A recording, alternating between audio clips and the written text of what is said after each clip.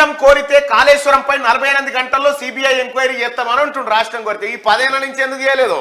ఈ కఠినప్పటి నుంచి ఎందుకు చేయలేదు సార్? ఇప్పుడు ఏం సిబిఐ ఎంక్వైరీ చేస్తే ఏంటంటే మళ్ళీ కేసీఆర్ సేఫ్.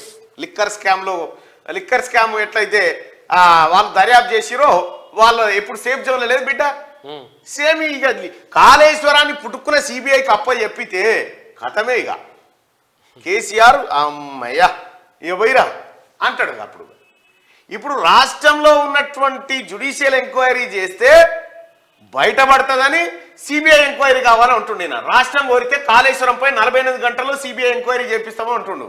10 ఏళ్ల నుంచి 10 ఏళ్ల నుంచి చేయలే. రాష్ట్రం కోరితేనట. రాష్ట్రం కోరితే ఇదివరకు మీ చేతిలో అవకాశాలు లేకుండా ఎంతమంది అప్లై చేసిరు, ఎంతమంది సిబిఐ ఎంక్వైరీ కావాలన్నారు, ఎంతమంది పబ్లిక్ ఇంట్రెస్ట్ లిటిగేషన్ వేసిరు, ఎన్ని కాయిదాలు మీ ఆఫీసుల దాకా వచ్చినాయి దీని మీద ఎంక్వైరీ చేయమని ఆ రోజు చేయలే మీరు. ఇప్పుడు కేసీఆర్ ఎట్లయినా దొరుకుతాడని, అధికారులు దొరుకుతారని సిబిఐ ఎంక్వైరీ మన దగ్గరికి ఎంక్వైరీ వస్తే మేము కాపాడుతాం కదని మీరు ఎందుకు బాధపడుతున్నారు అన్నట్టుగా చెప్తున్నట్టు.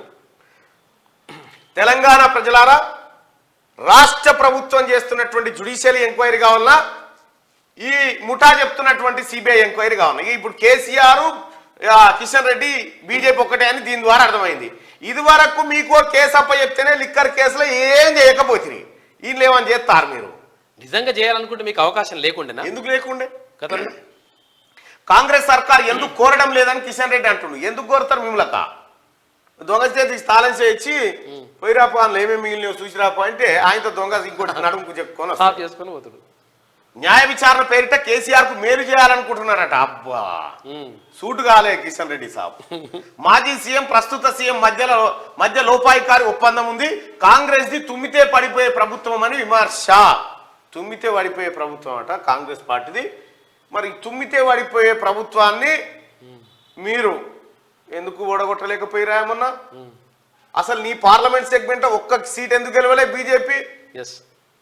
ఇప్పుడు రాబోయే పార్లమెంట్ ఎన్నికల్లో కిషన్ రెడ్డి మళ్ళా నిలబడతాడు, కేసీఆర్ మళ్ళా ఈ మద్దతు అంతా జరుగుతుంది. మీరు చూడండి, గతంలో మీ సిట్టింగ్ స్థానం కూడా గెలవలే కదా, అంబర్పేట కూడా గెలవలే కదా.